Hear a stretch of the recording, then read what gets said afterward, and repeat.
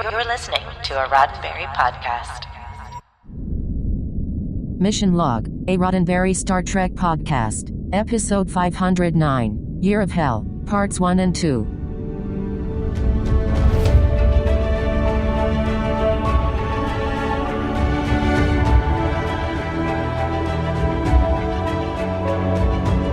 Welcome into another episode of Mission Log, a Roddenberry Star Trek podcast. I'm Norman Lau. And I'm John Champion. Each week on Mission Log, we take a great deal of time to calculate all of the possible narrative incursions in a single episode of Star Trek and see if there are any lingering counterindications of morals, meanings, and messages.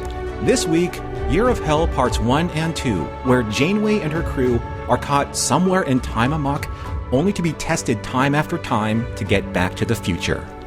I'll return with trivia shortly, but first, here's Norman with a few notes on how to contact us. Mission Log is a conversation about Star Trek. Drop us a line at missionlog@roddenberry.com and join us on X, formerly known as Twitter, and Facebook at Mission Log Pod. While you're at it, leave us a review and a rating at Apple Podcasts or your favorite podcast platform. And please remember your comments could be used on Mission Log or Engage on the Roddenberry YouTube channel. And now here's John Champion with this week's trace elements of temporal trivia. All right, thank you, Norman, for this two-parter. Both episodes were written by Brannon Braga and Joe Menosky. And if you were paying attention toward the end of the last season of Voyager, you remember Kes jumping around in her own timeline in the episode before and after, in which the phrase Year of Hell is uttered by Tom Paris. In that episode, Voyager had taken a beating, and Brannon was interested in following that story thread.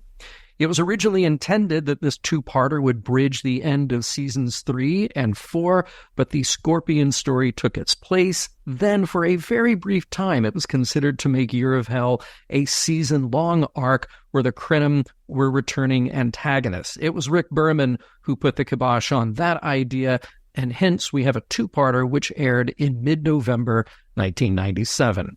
Part 1 is directed by Alan Croker, and Part 2 is directed by Mike Vehar, both returning Star Trek directors. Now, with Alan, the most recent episode of Voyager that we discussed of his was Displaced, and Mike, up until this point, all of his credits exist on DS9. The one that is most concurrent with this episode is Rocks and Shoals, and that aired just about a month before this episode aired. Now, we have a fun little callback to Star Trek First Contact, which was released also about a year before this episode aired, and that was also written by Brannon Braga, along then with writing partner Ron Moore. And there are a lot of other little references scattered throughout that I felt like were a lot of fun. Let's see, we name-checked the Titanic disaster of 1912, Alfred Hitchcock's 1955 film To Catch a Thief, Captain William Bligh, and we have a made-up reference to Captain Cray, a 19th century British ship captain. I'm not saying that a British captain named Cray never existed, but there's no record of one doing anything outstanding, and the only ship that matches Chakotay's description in the Pocket Watch story was not under such a person's command. So you can make up your own alternate past history, I guess, for that one. Let us move on to our guest stars, again covering both episodes here. And given the scale of the production, not too many guest stars for this two-parter. We have a recurring Krenim commander played by Peter Slutzker. He has shown up 3 times before on Star Trek, all on Next Gen, and all while covered in Ferengi makeup appliances. John Lopriano as Obrist. John is best known as a soap opera performer. He's from Chicago. He teaches acting as well as performs, and you may have caught him in multiple episodes of One Life to Live, As the World Turns, and Search for Tomorrow. Just the tip of the iceberg there for his career. The only Zal we get to know is a representative played by Rick Fitz, and he may not look familiar right away under the makeup, but we gave Rick a shout-out in the 5th season of Next Gen when he guest starred in the episode Violations, looking quite a bit more like his human self. We briefly meet Anorak's wife. She is played by Lise Sims. And she also has a number of soap opera credits to her name, but there are a number of additional TV and film credits in her resume. She was a series regular in the family sci-fi series Phil of the Future, and she does have one more Trek credit to her name as one of the voices in the 2001 video game Star Trek Away Team. Finally, Annorax is played by Kurtwood Smith. And what more can we say about Kurtwood Smith? We've covered his appearances in Star Trek VI as the Federation president, then on DS9 as a Cardassian in Things Past. He's one of those distinctive actors who excels in authoritative roles. And if you're like me, you probably always associate him with RoboCop, in which he played Boddicker. Norman, I know that you're a fan of that 70s show. He was in that as well. I mean, obviously, he just keeps working on TV, film, and in voice roles. His time on Star Trek isn't done either. As recently as 2020, he appeared as the voice of Magistrate Klar in Lower Decks. Welcome to the Delta Quadrant. I tell you how twisted the timeline is about to get, but we don't have time for that. Prologue. Somewhere in the Delta Quadrant, a peaceful, idyllic civilization is wiped out of existence after a fearsome Krenim warship appears and fires its weapon. On board, the captain asks if the target event has been achieved, but his frustrated officer says it has not. This was a Zal colony, and the Krenim captain announces that their next target will be the Zal homeworld to erase the entire species from time itself. And this is just day one. Act 1. Meanwhile, on Voyager, it's time for celebration. Since Harry and Seven's new astrometric lab has opened, the improved accuracy will cut time off the trip back to Earth, and the next leg of the journey will take them through the heavily populated but friendly Zal region of space. Before you know it, Voyager is fired upon by a single low-powered Krenim ship, and its commander is insistent that they leave at once, which they don't. By day 4, a Zal representative meets with Janeway to discuss the ongoing conflict, but with reassurance that they won't face any real trouble. The Zal are friends here, and the Krenim aren't a threat anymore. But sure enough, the Krenim show up again, and this time a space-time shockwave comes soon after. It envelops everything in a 5-light-year radius, erasing the Zal from history. Voyager is transformed too, darkened, battle-scarred, and on the run from a much more powerful and much more threatening Krenim officer who says he'll spare the crew from execution if Janeway hands over her ship. Act 2. The fight is on, and Voyager takes more damage from the Krenim vessel. Their only chance of survival is to take off fast. Back on the first Krenim warship, the officer, Obrist, reports to the commander, Annorax, that their latest incursion has been a rousing success, restoring the Krenim Imperium to 98%. The good news isn't good enough for Annorax, though, who insists on some more specific goal, one that includes the restoration of the people at Kiana Prime Colony. Over the objections of Obrist, who insists that the crew has worked so hard to get them this far, that absolute perfection is unrealistic now that the Krenim are thriving and powerful again, Annorax orders him back to make more calculations for another incursion. They can do it too, as long as it takes. Their ship is prevented from the effects of the time incursions. They can wipe out as many perceived enemies or historic events as it takes, protected there on the warship, which is creating these changes in the continuum. Fast forward another 28 days, and Voyager is still fighting off Krenim attackers. It just gets worse each time, with Voyager taking on more damage. They get in a deadly shot against the Krenim, dropping torpedoes like mines, but in the skirmish, the Doctor has to evacuate sickbay and all of Deck 5. 2 of the evacuees don't make it, as they were lagging behind just as the Doctor was closing a hatch. With a moment to breathe, Janeway surveys the extensive damage to her own ready room, and Chakotay offers up a suggestion. Abandon ship. Launch escape pods and rendezvous later. Janeway is having none of it. As long as Voyager is in one piece, just like the captain's lucky teacup, which is promptly smashed into bits after a new incoming Krenim attack. Act 3, it's day 47 because, of course, it is. Amongst the damage this time, Harry and B'Elanna are stuck in an elevator, biding their time until 7 of 9 sets them free. Chakotay and Tom have been working on ways to upgrade the integrity of the bulkheads, and later, 7 makes an interesting discovery. One of the Chronoton torpedoes launched by the Krenim is stuck, undetonated, in Voyager's hull. Meanwhile, the Doctor has set up a temporary sickbay in the mess hall. The trauma of his decision to let 2 crew members go while protecting the others during evacuation has affected him, as he snaps at Tom Paris more than the usual bantering. And back to that Chronoton torpedo, 7 is scanning it, but Tuvok warns that it can explode at any moment. Just as he pulls him to safety and directs a force field, 7 announces that she has determined the temporal variance, handy as they try to develop shielding against Krenim weapons. But sure enough, the warhead does explode, sending a fireball down the Jeffries tube toward them. Act 4. Now it's day 65, and wow, is Voyager in bad shape. Many systems are offline, including replicators. 7 decks are uninhabitable. Oh, it also happens to be Captain Janeway's birthday. Chakotay got her a replicated antique pocket watch, which Janeway insists he returns back into the replicator it came from to be reconstituted into something more useful.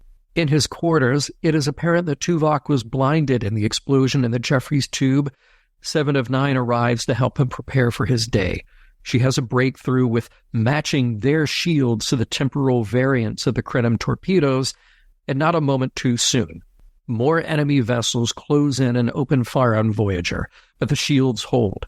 When Janeway hails her attackers, they ignore her. Elsewhere, Anarax has pointed his weapon to a new target, the Garanor homeworld. When it fires, erasing the Garanor from history, a temporal shockwave radiates outward. That shockwave merely passes over Voyager's new temporal shielding, but it doesn't spare the Krenim warship that was in pursuit. It is now transformed into something smaller, less powerful. In the affected timeline, the Krenim Imperium is decimated, reverted to a pre-warp state, and that, according to Obrist's readings, is because of an alien ship, Voyager. Anarax sets the order to find them. Act 5. It's 5 days later. 7 of 9 has loaded up the data from Krenim space that they took before, and the more recent readings after the last temporal shockwave to run a comparison in the astrometrics lab. The results are quite revealing. The Krenim Imperium was a massive region of nearly 900 planets and thousands of warp-capable ships. After the shockwave, quite the opposite. And Voyager seems to have been protected from the temporal changes by the new shielding. But they are also clued into the erasure of the Garanor and how this has affected history. As if on cue, Anarax shows up in his massive weapon ship and immediately beams away Chakotay and Tom Paris as prisoners. Janeway's got his number, and Anarax is apologetic about now having to erase Voyager from the timeline, but it's all in support of helping the millions of Krenim who will be restored. When Anarax aims his weapon on Voyager, the temporal shields start to fail, leaving Janeway with only one choice: to risk tearing her ship apart by jumping to warp. Now on day 73, Janeway addresses her crew with the decision she was loath to make. Everyone but the senior staff are to abandon ship through the escape pods and shuttles, then one day Voyager will be back for them. Part 2. It's day 133, and Voyager is hiding out in a nebula. Janeway and Harry Kim do their best to contain a gas leak, but both are overcome. A little while later, the Doctor is chasing a stressed Janeway around the bridge, urging her to take care of herself after scorching her lungs. She won't do it, though. Too much to do, and only a handful of crew on board. Coughing through it, Janeway demands a shot of Triox to get back to work. Act 6. Anarax does his best to reason with Chakotay and Tom, explaining that the power of his ship could not only restore Voyager, but the timeline along with it. He might even be able to get them closer to home. He just needs their cooperation. And over a sumptuous feast of rare delicacies from civilizations erased from time, it becomes clear that Voyager has eluded him. Tom refuses to cooperate, but Chakotay may just hear him out. Back on Voyager, Neelix has done his best to prepare some libations for the remaining crew. It's not good.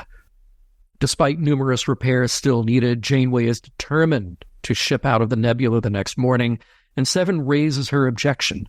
That goes nowhere, and Tuvok seizes the teachable moment to remind Seven that the captain is always right.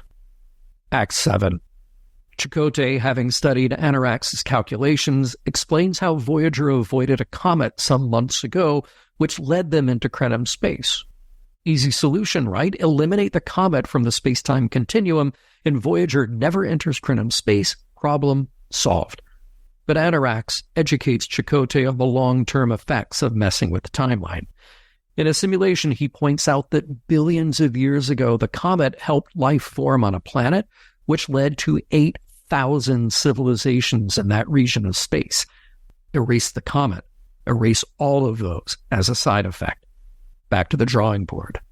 Anarax explains that he learned that lesson the hard way. His first deployment of the weapon erased the greatest enemy of the Krenim, the Rilnar. But it also allowed a pathogen to wipe out millions of Krenim who would have survived with immunity from the Rilnar genome. So yeah, every little change counts. And that has left an incredible burden on Anarax and his crew, who have been chasing their preferred outcome for 2 centuries. But like the Voyager crew facing incredible odds to get home, Anarax carries on. Now Anarax just needs Chakotay's help.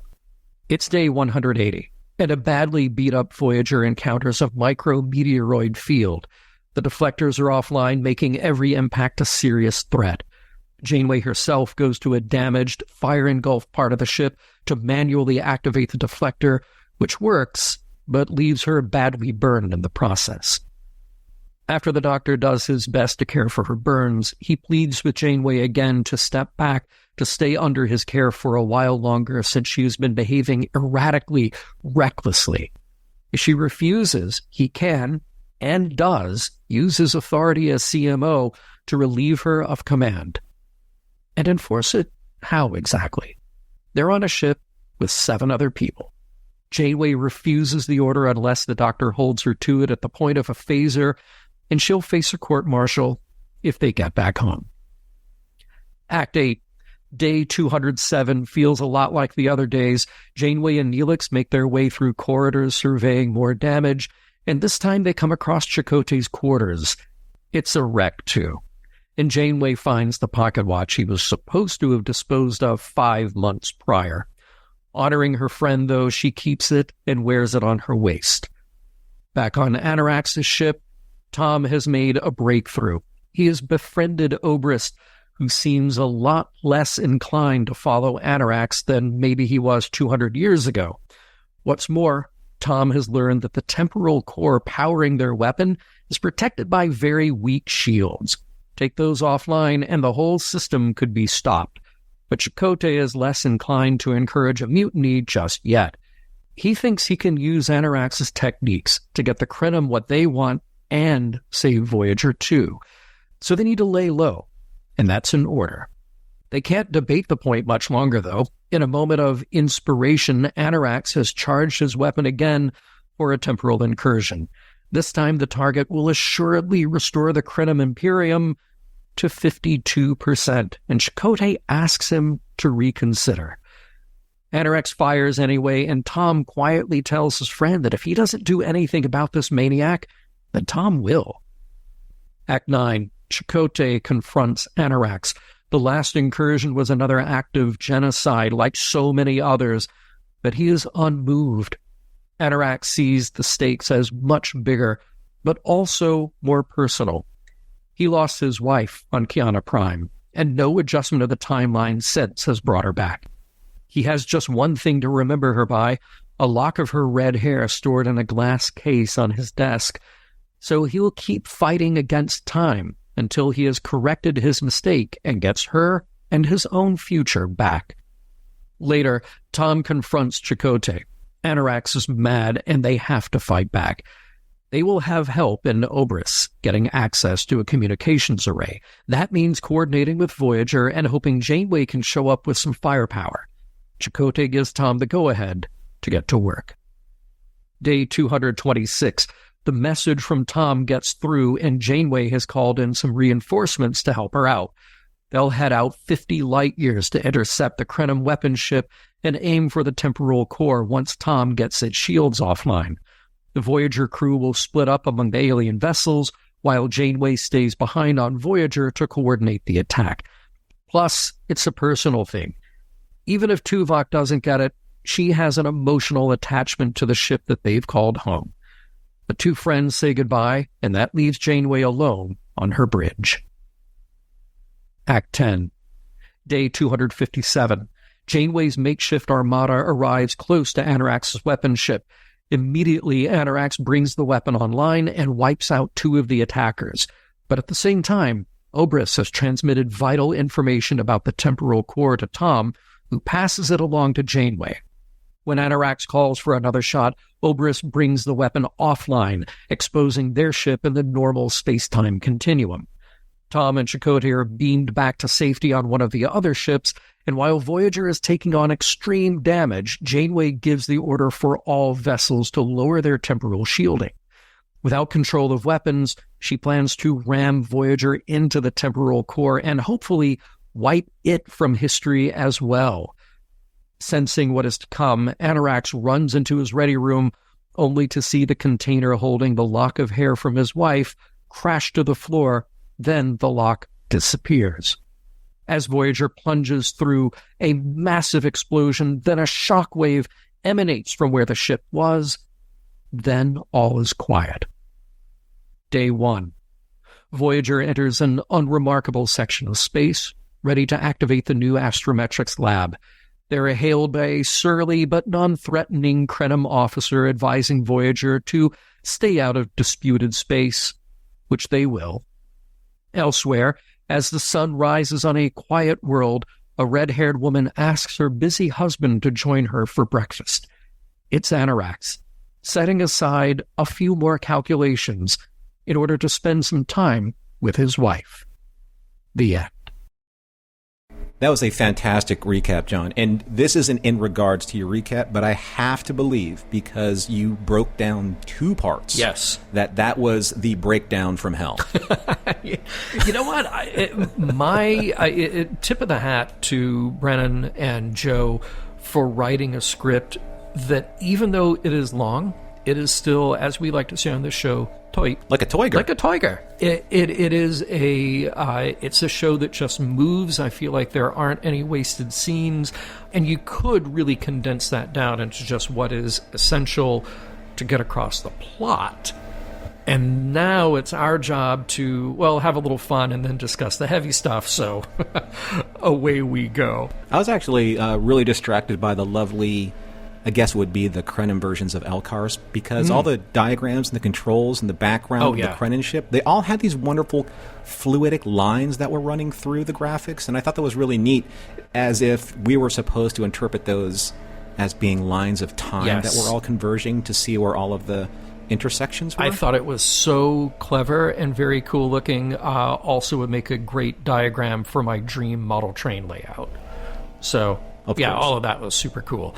Big day on Voyager, huge day on Voyager with the new astrometrics lab opening, and yet there's only 9 people there. they're just... I have a logical explanation for that. Okay, which is? It's the call sheet of the day, John. Oh, call sheet of the day.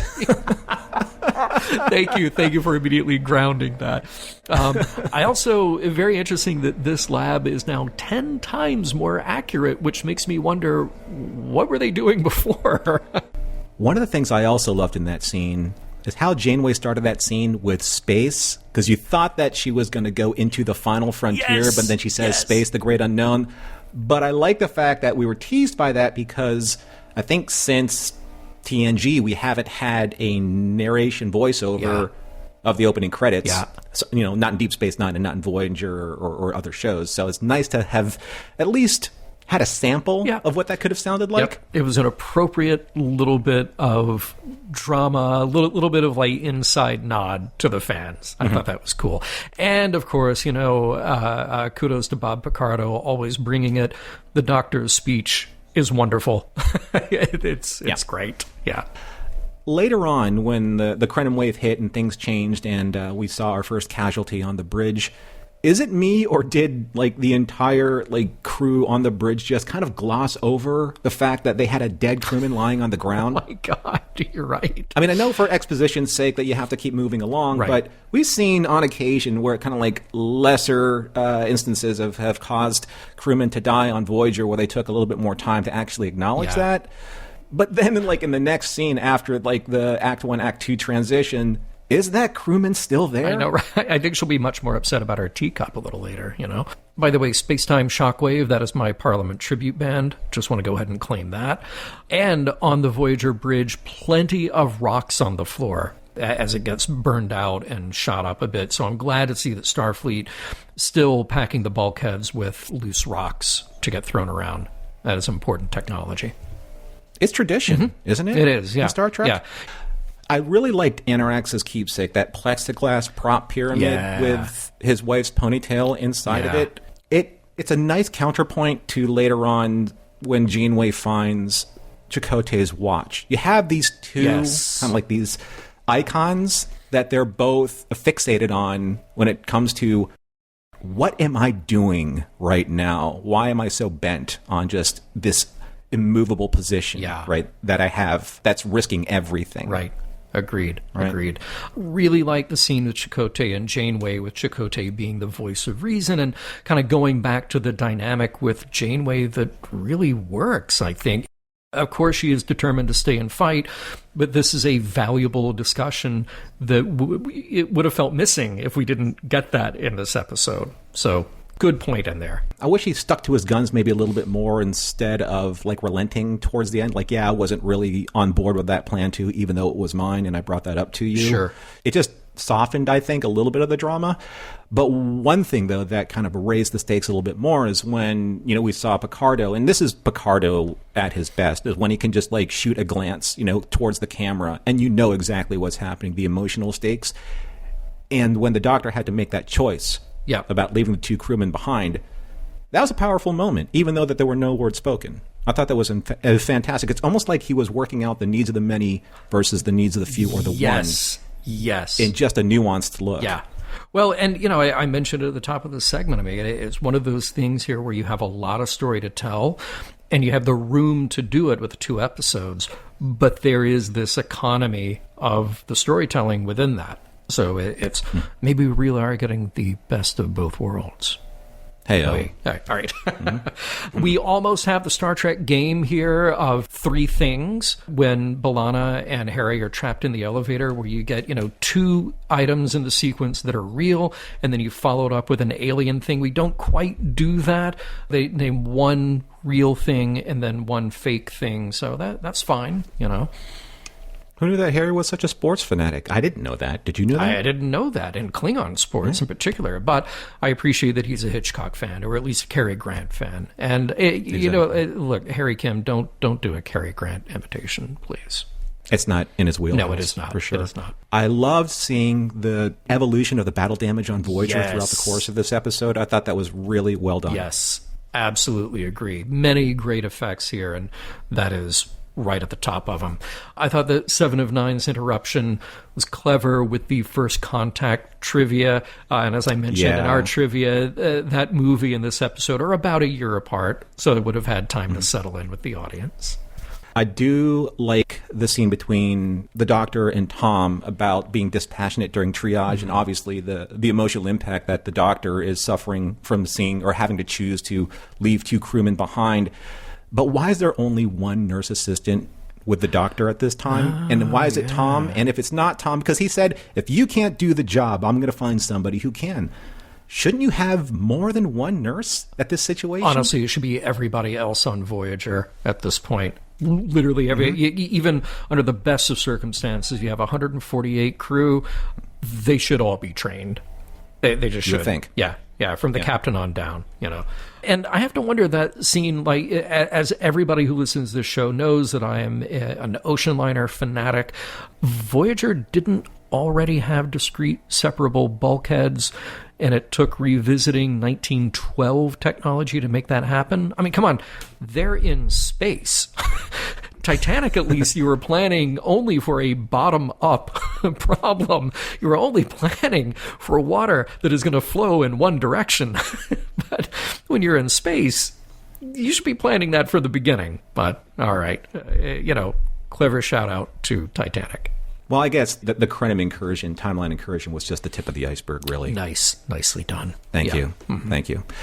Speaking of tips, the Krenim torpedo, the tip that was punching through the Jeffries tube, I thought that was an amazingly good practical effect. It looked great. Yep. It felt like it was radiating the chronoton radiation particles like into the Jeffries tube. I thought that was so good. Yes. And a fun bit was Seven. See, when you take these characters like Worf, Tuvok, Seven, sometimes Data, I think they played Data as comedy too much, but when you have these characters that are serious and you give them an unintentionally funny line, just Seven saying arrive quickly to Tuvok, delivered perfectly. I love it. I love when we get moments like that.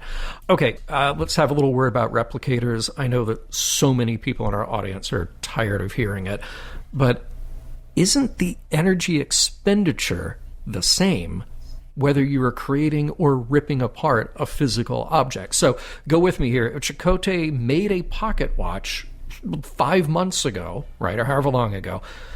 Doesn't it take replicator energy to put it back in the replicator?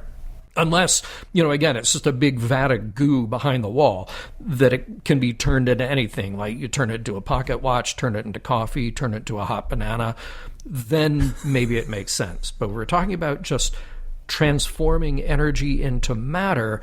It takes a lot of energy to rip something apart at a subatomic scale. I guess the big question is, are the toilets offline? Oh, that is a very important question.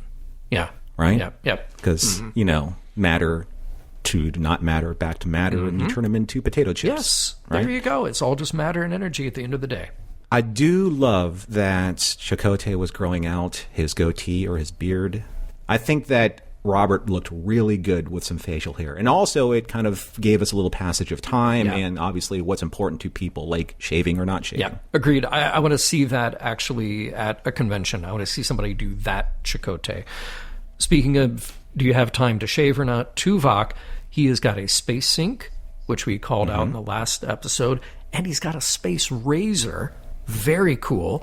But actually, I guess it is a space razor. It kind of looks Klingon-esque to me. But, Vulcans have cool ancient objects, too.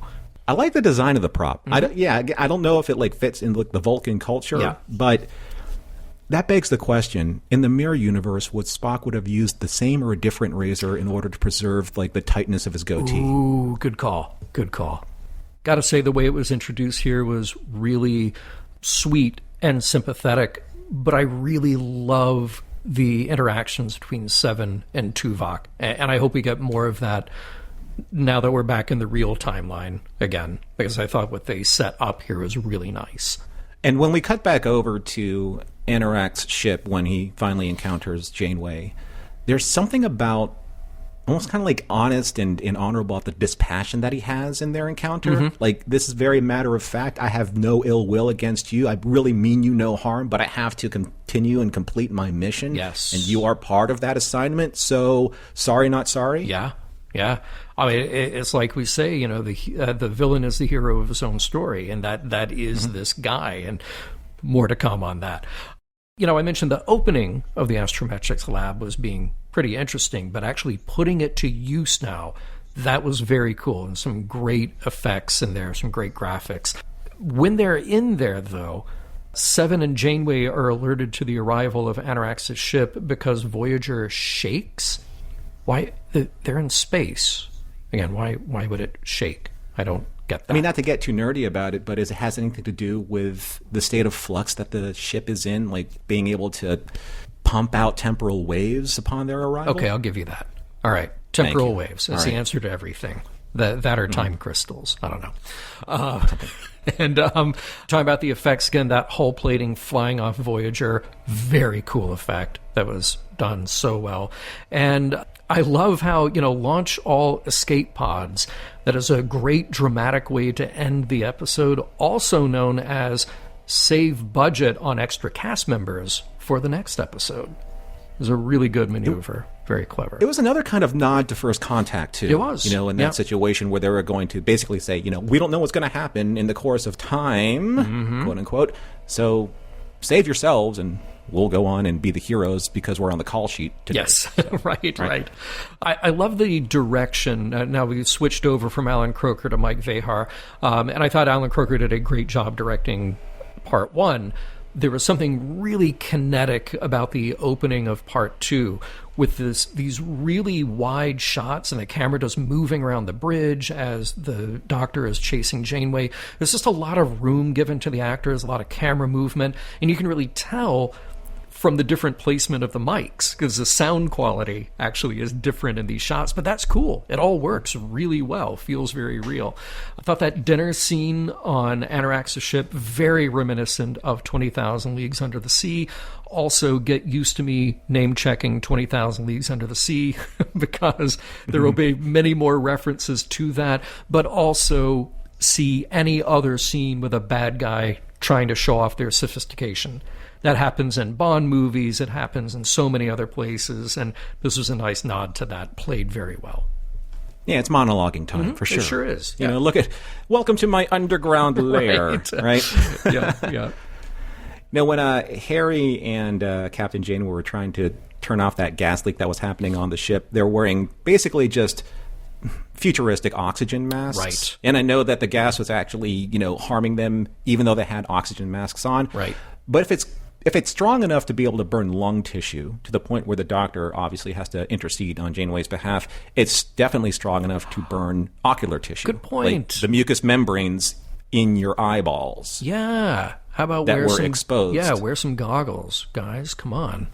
Interesting definition of senior staff on Voyager, because remember, Janeway gives the order, everybody else leaves except for the senior staff.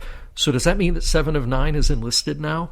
Ooh. Mm-hmm. Yeah, and what about Neelix? Yeah. I know he's the ambassador, but it's everybody. Okay, but also 7 of 9 and Neelix, you stick around. And by the way, aren't they on a 3-shift rotation? Because it seems like there should be other senior officers as well. But you are really paying attention. I'm really paying attention. Sorry about that. When the Doctor when he snaps at Janeway after she burns her lung tissue and says, "It's your body. Who am I to judge? I'm only the chief medical officer. What do I know?" That is peak OG Doctor. Oh, it is. Right there. It is. And I love that. Yeah. That felt so good. All right, now, Tuvok. Is the captain always right? Right. Hasn't he disagreed with her before, maybe? And honestly, Chakotay's job is partly to disagree. So I do wonder how that goes down in the real world. And maybe some of our listeners who are or were in the armed forces can tell us. But I do think that is an important aspect of command. Leadership is being able to listen to other points of view and then make an informed command decision. What 7 of 9 arguably was out of line, but I'm curious about the reaction then to Tuvok's reaction to that. Yeah, I think he's just responding to, and maybe this is like a symptom of his blindness, because, there are occasions where people that have lost their sight have enhanced other senses, like listening, and maybe he's like hearing more about Janeway's convictions than before. Yeah, interesting point. Maybe that's it. A wonderful spread on Anorak's table. You know what? It was a wonderful spread, and they really made it look alien. First of all, they made it look big. There was like a lot of attention paid to that instead of just like, here's a plate with some cut up dragon fruit on it. No. This was big. It was opulent. You know what I want? I want that whiskey bottle. Right. That was nice. I thought about you when I saw that. That was all very cool stuff. Yeah. Nice prop. And Anorak, there are so many great lines of dialogue in this episode. You can't imagine the burden of memory that I carry. Of course, in the sci-fi context and what this character goes through, that is very specific to him and specific to the construct of the story.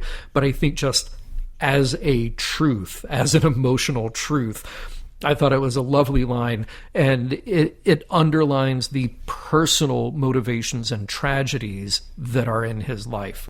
More great stuff to come, but I thought that was nice. By the way, that whole thing with Janeway going down to turn on the manual deflector control, that would have been a great opportunity to send the doctor to go do a dangerous mission. Let him activate the deflector control. He's just photons. So, exactly. Yeah, he could do that. But, yeah. You're wondering if his 29th century emitter would be able to sustain itself during the fire. Would it melt? Would it be destroyed? I'm going to say fire would not melt it. But that's just me. Yeah. So in the transition scenes between Acts 7 and 8, there's this really wonderful panoramic shot of Anorak's time ship. Now, for all of you other science fiction fans out there that watch other science fiction shows like Babylon 5, that ship may look very similar because, according to Memory Alpha, there are some Babylon 5 influences that affected the design work of this episode because some of the designers, say Steve Berg, designed the Species 8472 bioship and the Krenim weapon ship, and he was also responsible for some of the design work in Babylon 5, especially when Foundation Imaging, when their contract ended with Babylon 5 Productions and then went over to work on Voyager. Fantastic.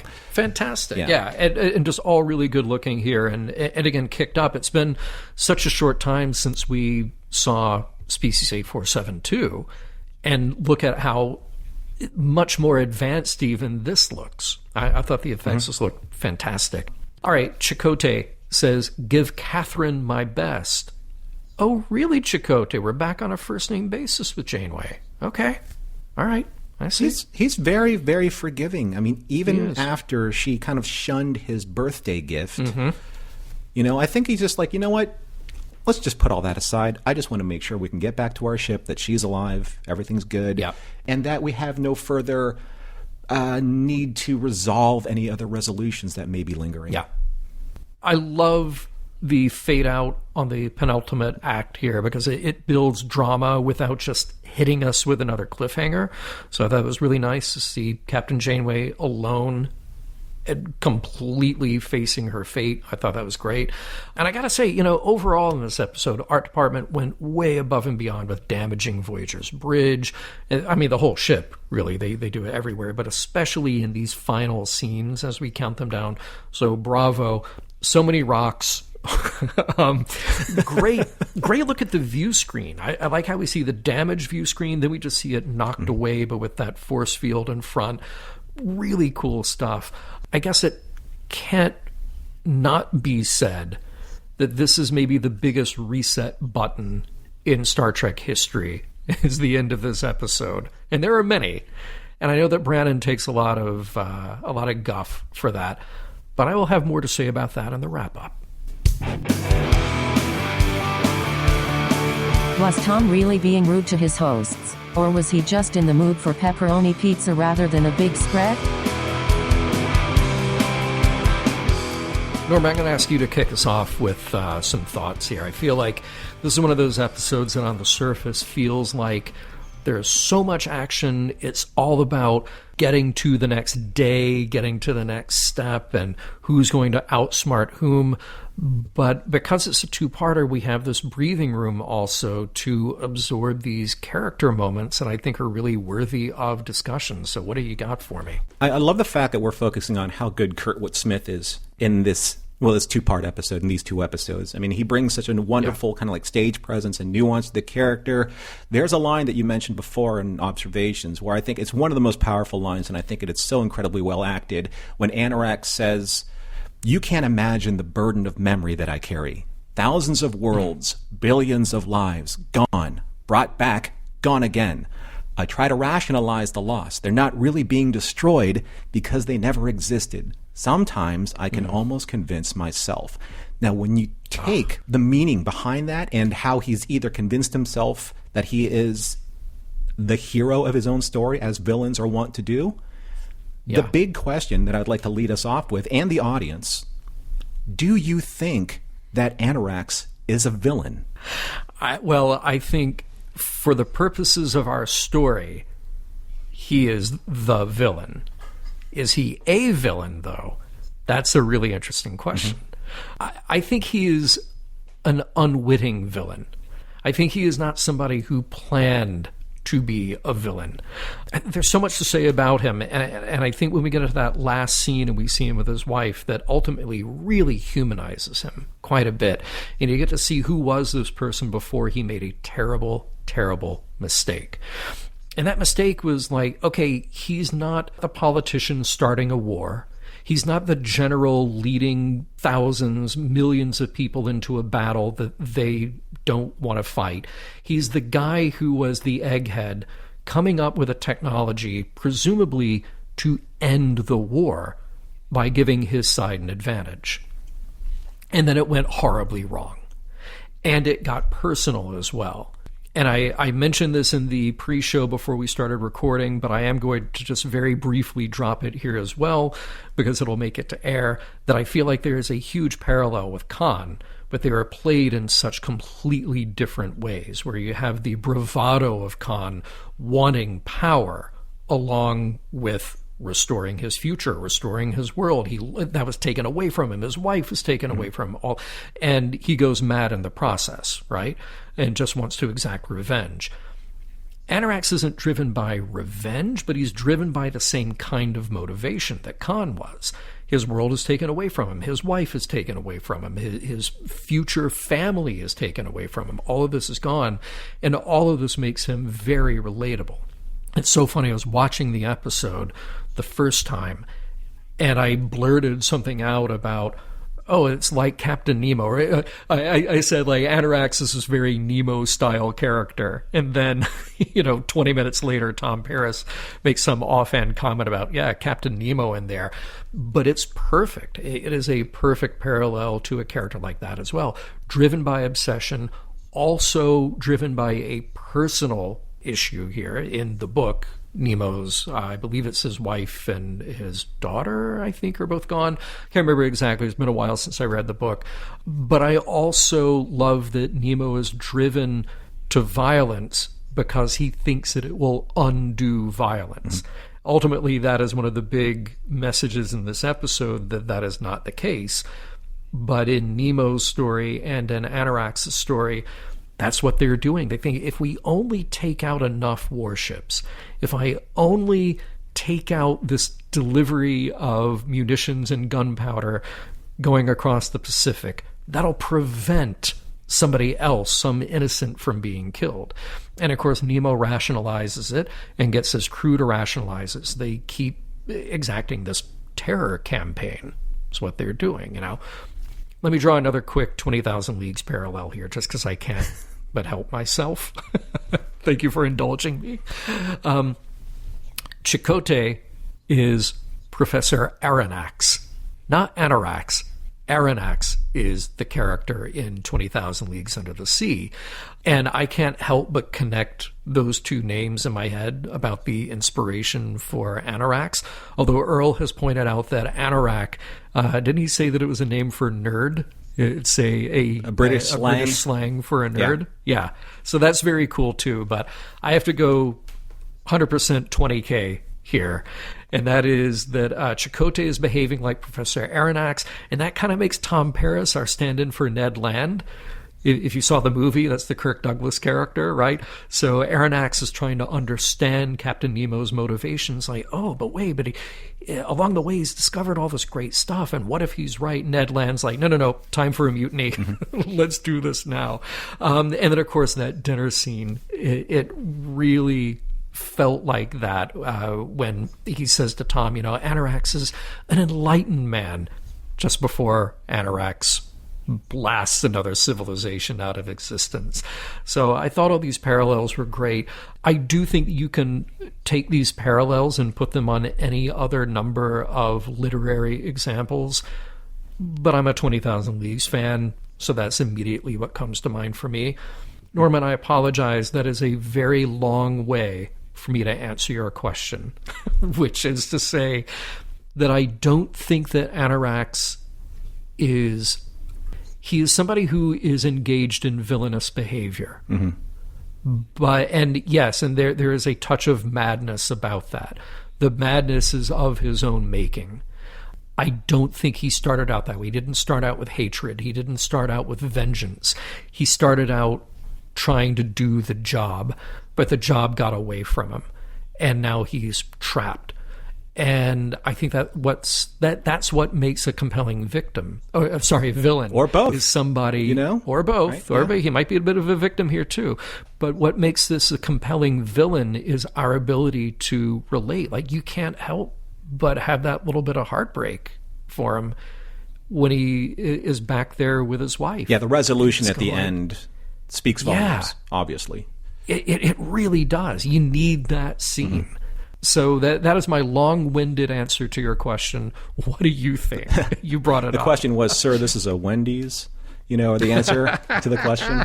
Yes, I love it. So I'm glad that you saw, and I think a lot of probably people in the audience, I sure felt the 20,000 Leagues Under the Sea reference. And I'm glad that because that they lifted a lot of like inside jokes, breaking the fourth wall and referencing First Contact. I'm glad they didn't go the Ahab route with this, because I don't think it was as comparative, to that Nemo story.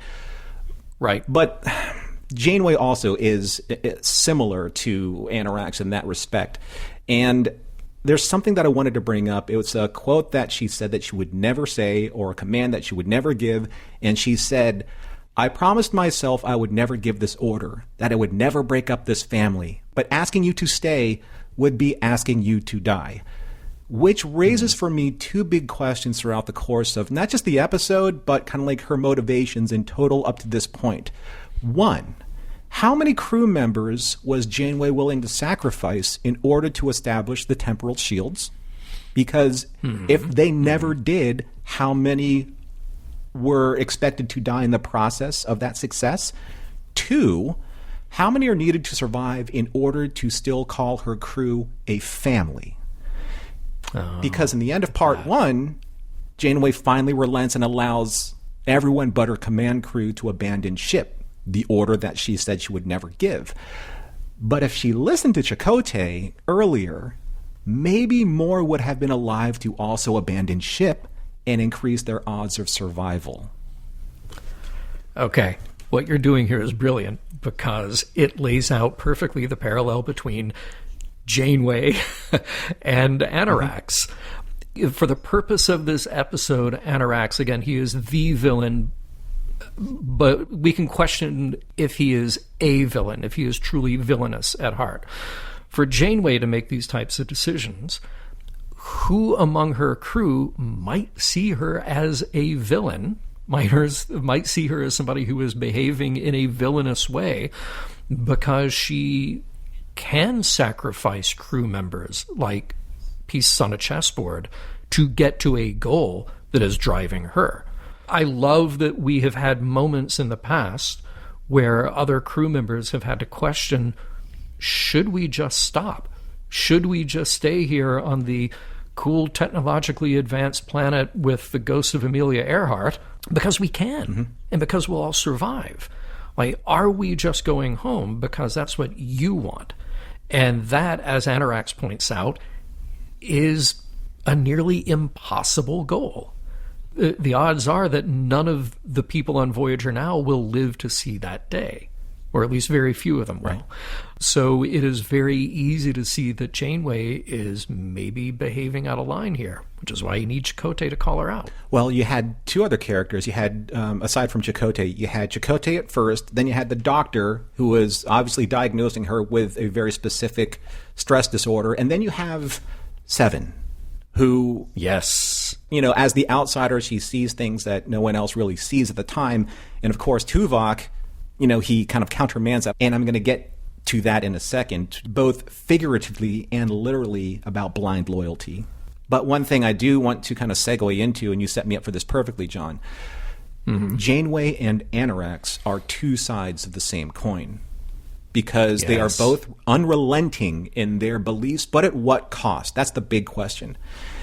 Right. There are these two very parallel, bookendy type of interactions that both Anorax and Janeway have with their executive officers. Anorax says early on in episode 1, or the first part, "No, not until every colony, every individual, every blade of grass is restored." Obrist says, "You said yourself, our task will never be complete. Please, we should be satisfied with what we have accomplished. For 200 years, we have never come this close." Anorax says, "Not close enough." Now, on the other side of the equation, you have Chakotay walking into Janeway's ready room after, several weeks of being bombarded by the Krennims. And Chakotay says, "I'll be blunt. Our strategy is failing. It was a good idea to try and create temporal shielding, but it isn't working." And Janeway says, "Not yet, but it will. With every attack, we're getting more information about their chronoton weapons." And Chakotay asks her, "How many more attacks will it take? Before long, there won't be a ship left to protect." And Janeway says, "We don't have a choice." And Chakotay says, "Maybe we do." It's the same scene, but on opposite sides of the spectrum. I'm going to throw this out there partly to play devil's advocate, but partly because other people might be thinking this in our audience. I do think that the dynamic is very much the same. And I do think that putting the crew at risk is very much the same. Being driven by the singular goal, that's what runs parallel with Janeway and Anorax. I think there is one big part of the equation, though, that has to be factored in, and that is that Anorax's actions affect many, many millions, countless millions of people who cannot advocate for themselves. He is carrying out a course of genocide, and when he doesn't get the response, the outcome that he wants, he just goes back to the computer and figures out another way to do it, and then another way, and then another way, and another way. I will give Janeway some leeway in the respect that, in theory, everyone on her ship, with the exceptions of Naomi Wildman and 7 of 9 to an extent, because we had to get there with her, these are all people who volunteered to be there. These are all people who signed up because they knew the risks of what setting foot on a starship would bring them. And part of the goal of that starship is to explore and hopefully leave that corner of the universe better than you found it, or at least not metal, But now they're in this impossible situation where they have to interact. They have to do things that they hadn't planned on because the mission has changed. The mission is to get home, but at the same time, maintain the standards of Starfleet to get home. So it puts Janeway in a very unique situation, but driven the wrong way and without the counsel of good officers, as we see here, it could drive her to extremes that paint her very much like Anorax. Mm-hmm. And that goes into the blind loyalty issue that, we were discussing about Tuvok, because Tuvok, he said this to Seven when he was being brought back to his quarters. He said, "Remember this guideline, the captain is always right." And then Seven says, "Even when you know her logic is flawed," and Tuvok says, "Perhaps." So does that mean she is always right? Or is he discounting his own instincts and logic where that is concerned because he has put Janeway on a pedestal of leadership because she is the captain, and logically, as a Vulcan would serve, the captain has the best interests of her crew at heart until they don't. There's a lot of ways to look at that. And yeah, I think that Tuvok knows Janeway well, and he also knows the org chart very well. So yeah, I think he can see all the instances where, you do go along with your captain, because ultimately the captain is thinking, 3 steps ahead, 5 steps ahead to all the pieces that maybe you're not aware of in your role. That's all fine, absolutely. At the same time, and maybe it just wouldn't have worked in an episode like this, I feel like you're kind of missing a scene where it's Janeway at the big table with all of the senior officers. To to say, what are our options? That's a very Picard thing, and we only get that a few times in Voyager, but when we get it, I feel like mostly those are pretty valuable, except when they're making fun of Neelix. But you kind of need that where you've got Janeway saying, what are my options? And I guess for Tuvok and for others, it's just understood that unless she says, what are my options, then voicing that is not welcome. Unless you're Chakotay and you feel like you can go bend her ear when you can. But that's it's a weird dynamic with this show, because remember, Chakotay was the new guy, but then Janeway and Chakotay had a moment of intimacy, which drew them closer together. Mm. I think I'm more interested in the idea that Chakotay and Tuvok had a friendship much, much longer than before they set foot on Voyager. And that's really the wise counsel that I want to hear more of. Red alert probably means something completely different on the Krenim ship. It means Anorax is about to put his foot up your timeline. So here we are at the end of Year of Hell Parts 1 and 2. We have made all of our temporal incursions quite at length through all of the different segments of this particular episode, because there's a lot to talk about. There are so many things and probably so many more threads that you can pull that even Anorax probably didn't even anticipate. But we have to wrap it up. We have to figure out, does the episode hold up? Does it stand the test of time? Or should I say the episodes, because it's a two-part episode. And did we find any morals, meanings, or messages at the end of these two episodes? One singular story. So here we are with John Champion, and he has fired off his last chronoton particle torpedo to see where the timeline takes us. Look, I'm not going to mince words. This works on pretty much every level. It is tightly produced. It is epic in scale. The performances are great. And I think you get that terrific parallel match of a high action story, but with really good character drama, and if not necessarily the old Star Trek, you see Timmy message baked in, I think some really compelling ideas to chew on. This episode would have worked as a season-ending cliffhanger. But I'm actually, I mentioned that they had kicked around the idea of doing this as a year-long arc or a season-long arc. I'm glad they didn't do that. I think you need to wrap this up. And I think the impact is best served by having these two back-to-back episodes. Production value, very high. Action is high. Like I mentioned, great character moments. We're really pushing Janeway here again, and if you want to hear Norm's vam about that, well, you should join us on Patreon. You can hear the whole thing. Because a lot of those questions, or a lot of those choices, may be questionable. But I think that's a good thing as well, because we can sit here and argue those choices. But what I respect is that the characters own up to those choices. And we can see the logic, we can also see the emotion in those choices. And then we as viewers get to debate them. Hats off to the guest cast here. It is tough to pull up a show that feels so epic again with only a handful of guest roles. But they do that. They really do. I mean, you think about an epic show like this has to have this huge cast and has to just constantly hit you in the face, but it really doesn't. Kurtwood Smith, he just owns it, and he just delivers this great, real performance in all of this very high-concept sci-fi setting. And look, just as a story, it scratches a lot of sci-fi itches for me, especially in the context of Star Trek. I love a nuanced villain. I love that we get this new take on a powerful weapon.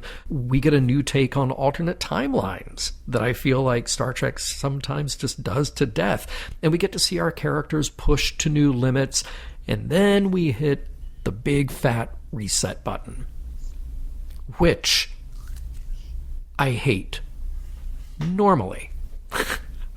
But I watched this episode a number of times, and I think I'm going to change my tune about the reset button at least in this one. I think it works, and I think it's necessary, actually, because the whole story is based around the idea of the reset. The whole story is based around the idea that you can't change history. You can't mold things to be the way that you want them to be. So there's really only one out. There's only one way to wrap this thing up, and that is destroying the machine that tries to make that happen, that will only fall into the wrong hands, that will only be used, even if Anarax isn't necessarily a villain by nature, this machine will only be used by people who ultimately will put it to a villainous cause. So I think you have to reset this thing at the end. Might have been cool, might have been interesting to see Voyager all beat to hell carrying on for the next 3.5 years, but I want that to come from something else. I think this story needs to just be wrapped up the way it is, and we let the reset be part of the message here, not just part of the story. What about you, Norman? What you think? I like that last observation of yours, because there's something very Future's End about that, where the technology from the 29th century had to be destroyed in order for them to reset the timeline and lose their opportunity to be able to get home again, which is kind of like this. I agree with a lot with what you say. And as you said before, during the course of several other podcasts of ours, that we don't read each other's notes. So I'm going to take a different angle on this, because for me, this two-parter felt more like a proof of concept for a serialized season-long story. Oh, interesting. There's something really solid in the idea of this. I just think, for me, my tastes, I think it just needed more development. I think there's a lot lost between the jumps between days and weeks and months, but I think we lose a lot of like the nuanced character development and the gradual changes that happen from episode to episode. And I think that would have made it more interesting to watch. Now, I think that the visuals are amazing. We have seen like basically a quantum leap of how good the quality of the effects are now, which I think is going to help with a lot of the future episodes that we see. And the performances are great. The effects are great. But I think that what we're losing here is that slow and steady decline into the gritty and grim and bleak hopelessness that would progress from episode to episode to episode. I think that that's where, say, Ron Moore's Battlestar Galactica found a lot of success, because you really felt the scars, from one episode to the other linger and continue, not just physically, say, on the ship, but on the people as well. The stress disorders that people were suffering over the course of time. And I think that a serialized year of this story, of this particular narrative, would have really leaned into that, and definitely would have leaned into the title, Year of Hell. So I just didn't really feel that, because of the time jumps, that we were feeling that the breaking down of Voyager as a ship and Voyager as a crew, and of course Janeway's style as a captain. I wanted more dramatic power to be earned in those moments, and I think that that's what you have to have from episode to episode. I think that, yes, we had dramatic moments, but like, say, the first crew member's death was literally walked over. Yeah. And we didn't feel that. And if we felt that at that instant, then the sacrifices that the crew and Janeway had to make during the course of a year, you would have felt a lot of those alliances just make a lot more emotional sense, like Seven and Tuvok becoming closer, Harry and B'Elanna becoming closer, the Doctor and Janeway becoming closer. Then all of those moments, either of betrayal or loss or sacrifice, or coming together or closeness, I felt would have been stronger. And that's what I really want to see. I just feel like it's becoming a little bit more typical 90s science fiction Star Trek in this case, where a lot of the drama is very surface level and not very deep. And this story had the potential of really going far deeper into the emotional catharsis of these characters than was being shown. So I think that, again, it was a great idea, but because of a fan of certain other science fiction shows that really capitalized on serialization, I think that this would have been very unique for Star Trek at the time, and Deep Space Nine did it so well in seasons 4 through 7, with the Dominion War. But maybe that's why they didn't do this. in this case, because they already had the Dominion War starting in parallel time with Voyager at this stage in season 4. Interesting. Yeah. Agreed. So, All right. Well, I mentioned that this may not be one of those episodes where you take away a you see Timmy moment style message. And not all of Star Trek has to have that, but I think, to me at least, there are some interesting ideas here that we get to explore through our characters. And most significantly, that character being Anorax. I think the way he is played is very important to the way this story is told. Because this bad guy, at least, can't just be a mustache-twirling villain if you want them to be really effective. And I think Anorax is very effective. They built in personal motivation, which is smart. And I think what lies at the heart of him is the tragedy of loss. And we can all relate to that. Now, hopefully the part that we can't relate to is the obsessive drive that would force someone to be stuck in that past and to ignore other people's needs in this sort of attempt, ill-fated always, attempt to fix, and that's in big finger quotes, fix the past, to atone for a mistake. Those are traps. Those are emotional, mental traps that people fall into. At one point when Anorax and Chakotay are arguing with each other, he says, "I'm altering history on a massive scale. The destinies of countless star systems are in my hands. The fate of one species is insignificant." All right, so let's try to make this a little bit more personal, because none of us, as far as I know, are actually altering history on a massive scale. Not with any mechanical means, anyway. But it's an interesting thought. It's an interesting reminder that we have to keep our perspectives in check a little bit. You know, one life could alter history. One moment could make a difference. And everyone has value, as Chakotay points out. You're trying to rationalize genocide. One species is significant. And no, building the bigger weapon, carrying out just one more mission won't make it all better. Anorax should have quit while he was ahead. He should have quit before he started. And nobody with a doomsday device can be trusted. And part of Anorax's problem here is maybe part of the lesson if we try to access this on more human, more personal terms. That part of loss is letting go and not living in the past. What about you, Norm? I'm very much on the same page with you here, because I love Star Trek episodes where they make you ask more questions than you have answers for. Mm-hmm. And the big question is here, for me, is like, if you control the outcome of time itself, when does the manipulation end?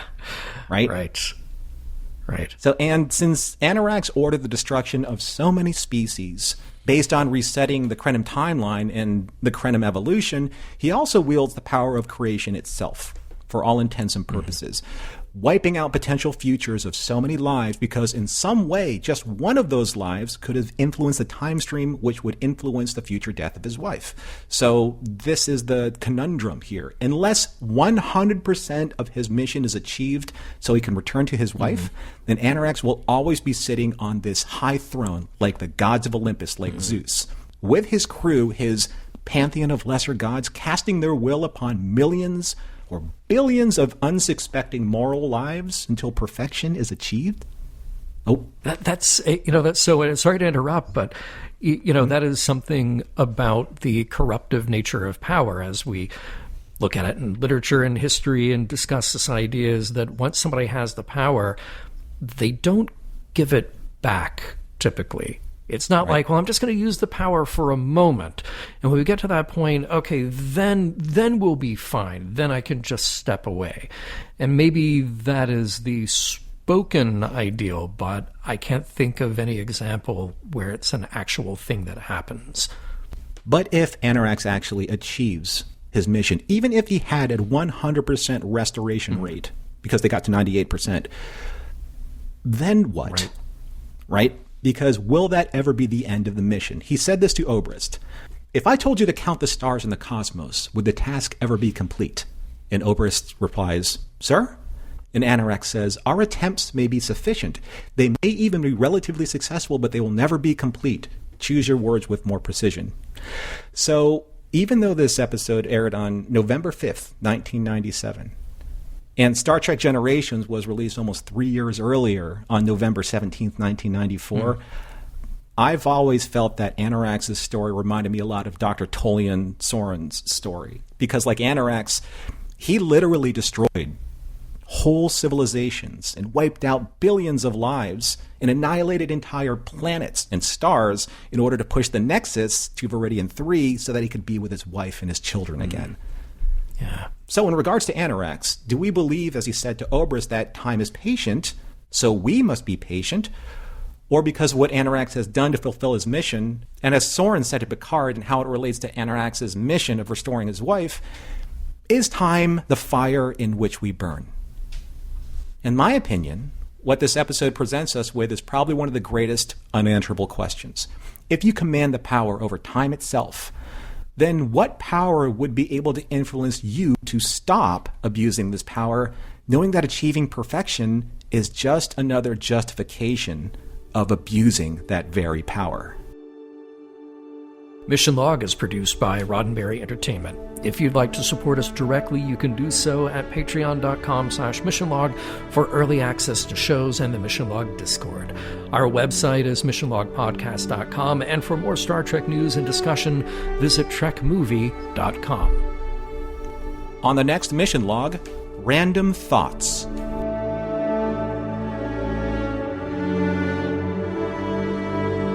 Some of the music for Mission Log provided by Warp 11, online at warp11.com. Special thanks to consulting producers, Matt Esposito, Homer Frizzell, Tom Kozak, Julie Miller, Mike Richards, Mike Shadwell, Paul Shadwell, and David Takechi. So did any of this ever happen, or do we strike that and reverse it?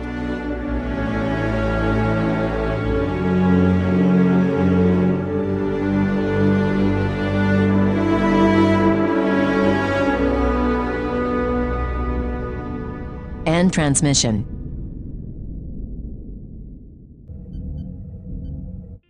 This is a Roddenberry podcast. For more great podcasts, visit podcast.roddenberry.com.